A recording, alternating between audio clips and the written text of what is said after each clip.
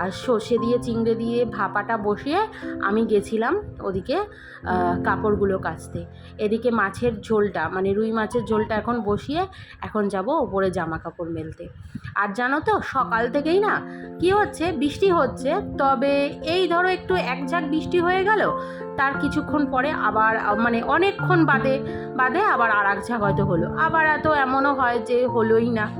তো সকাল থেকেই ওয়েদারটা এরকম, বেশ খারাপ লাগছে খুব একটা বলবো তা না। যাই হোক, আমাকে একটু জামা কাপড়গুলো না বুঝে মেলতে হবে, ওই একদম নিচের র্যাকটা দিয়ে মেলা যাবে না, যদি বৃষ্টি হয় তাহলে একদম ভিজে যাবে। আর জামা কাপড় বৃষ্টির জলে ভিজলে তোমরা তো জানোই বর্ষাকালে কেমন একটা গন্ধ হয়ে যায়। যাই হোক, অতিরিক্ত বর্ষায় তখন আমি কমফোর্ট এনে রেখেছি, কমফোর্ট ইউজ করব। তোমরাও কমফোর্ট ইউজ করো, খুব ভালো হয়, গন্ধ অনেক দিন থাকে কমফোর্টের। আর ছোট জিনিসগুলো দেখো একদম উপরেরটাই মেলে দিচ্ছি, তাতে কি হবে ওই সামনেটা না মানে যখন বৃষ্টির ঝাপটা আসবে, আমার তো উপরে টিনের শেড করা, তাতে ওইখানে জলের ঝাপটাগুলো লাগবে না। তো চলো তাড়াতাড়ি করে কাজ শেষ করা যাক। জামা কাপড় মেলে আমি এসেছি, তো মেয়ে বললো মা আমি স্নান করতে যাচ্ছি। তো মেয়ে স্নান করে এসছে, আর ওর মাথাটা দেখো, চুলটা আমি এখন একটু সুন্দর করে আঁচড়ে দিচ্ছি। বাচ্চা মানুষ তো চুলটা না ঠিক মতো আঁচড়াতে পারে না। আর এদিকে আমার খাবারও রেডি হয়ে গেছে, ঘড়িতে বাজে প্রায় 3টে। তো তখন আমি মেয়েকে খেতে দিয়ে দিলাম। অ্যাকচুয়ালি শনিবার রোববার মেয়ের ক্যারাটে ক্লাস থাকে, তো আমি 2টো থেকে 3টের মধ্যে ওকে খেতে দিয়ে দিই। আর সকালে স্যার পড়াতে আসে, তোমাদেরকে তো বলেছি ওর একটু পড়ার টাইমটা আমি শুক্রবারের সকালবেলা পড়াটা শনিবার করেছি, কিন্তু স্যার বলল স্যারের আর্জেন্ট দরকার, তাই জন্য স্যার বিকেলে আসবে। আর ক্যারাটে ক্লাসে মেয়েকে আর পাঠানো হলো না। যাই হোক, একটা দিন মিস হলে আশা করি কোনো অসুবিধা হয় না। তো মেয়েকে খেতে বসিয়ে এদিকে আমি গ্যাস মোছামুছি, আর এদিকে দেখো বাসনগুলো কিন্তু মেজে নিচ্ছি। মানে টুকটাক বাসন থাকে, আসলে আমি রান্না করতে করতে না ম্যাক্সিমাম বাসনগুলো না মেজে রাখি, তাতে কি হয় অনেকটা বাসন বেসিনে জমা হয় না। আর এদিকে গ্যাসটাও সুন্দর করে পুছে নিচ্ছি। আজকে আমি ভাবছি ফ্রিজটাও একটু পরিষ্কার করব, জানো তো।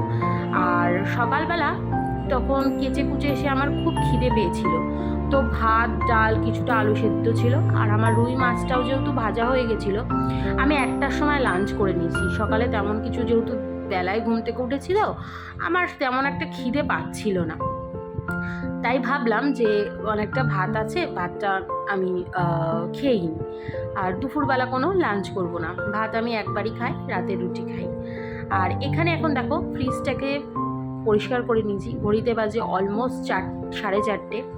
তো আমি এখন যাব স্নান করতে। তো চলো স্নানটা করে নিই। তো স্নান টান করে আমি চলে এসেছি ওপরের ঘরে।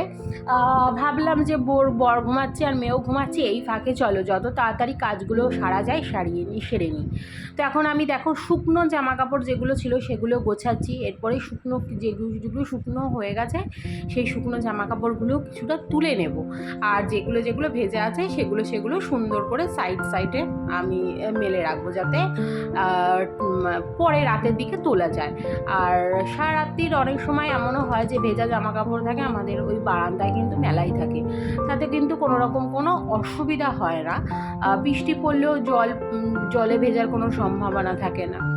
তো এখানে অনেক জামা কাপড় না 2-3 দিন ধরে পড়ে রয়েছে, প্রায় যে এইসব জামা কাপড়গুলো আমি কেচেছিলাম কয়েকদিন আগে, তো সেইগুলোই এখানে এখন পড়ে রয়েছে, সেগুলো এখন আমি এখানে কিন্তু আনলাই গুছিয়ে নিচ্ছি।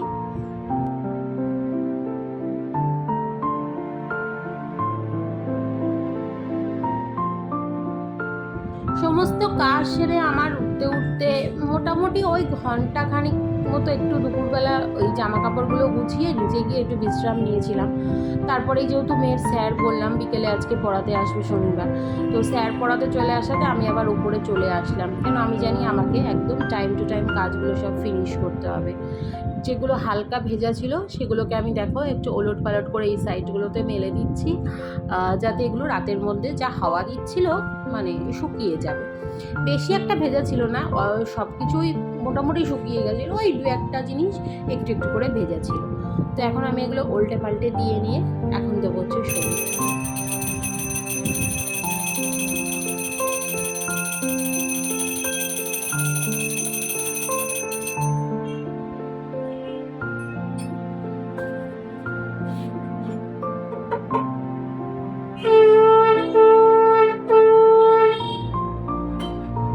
সন্ধেবাতি দেখিয়ে নিয়ে এসে এখন আমি গোপালের ঘাট সাজিয়ে নিচ্ছি। আর ব্লগটা আমি তোমাদের সাথে এই পর্যন্তই কন্টিনিউ করছি। ব্লগটা ভালো লাগলে অবশ্যই চ্যানেলের পাশে থেকো বন্ধুরা। আশা করছি তোমরা আমার পাশে থাকলে আমি কিন্তু ধীরে ধীরে অনেকটাই বড় হব। তো চলো, ভালো থেকো, সুস্থ থেকো, ভগবানের কাছে প্রার্থনা করো সবাই যে যেখানে আছে যেন খুব ভালো থাকে আর সুস্থ থাকে। এই বলেই কিন্তু ব্লগটা আমি আজকের মতো এখানেই শেষ করলাম। নেক্সট দেখা হবে একটা খুব সুন্দর ব্লগের সাথে। ততক্ষণের জন্য সবাই টাটা, আবার দেখা হবে।